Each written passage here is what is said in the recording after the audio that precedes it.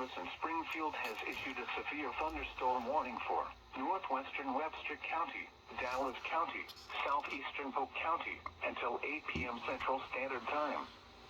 At 7:11 p.m. Central Standard Time, severe thunderstorms were located along a line extending from Bolivar to Morrisville to near Walnut Grove, moving northeast at 55 miles per hour.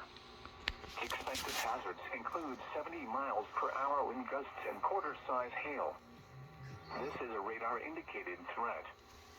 The following impacts are expected. Hail damage to vehicles is expected. Expect considerable tree damage. Wind damage is also likely to mobile homes, roofs, and outbuildings.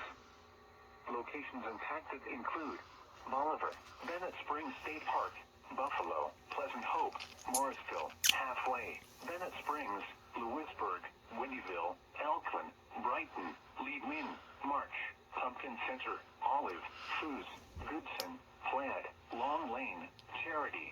This includes Interstate 44 between mile markers 105 and 109. A tornado watch remains in effect until 11 p.m. Central Standard Time for southwestern Missouri. For your protection, move to an interior room on the lowest floor of a building.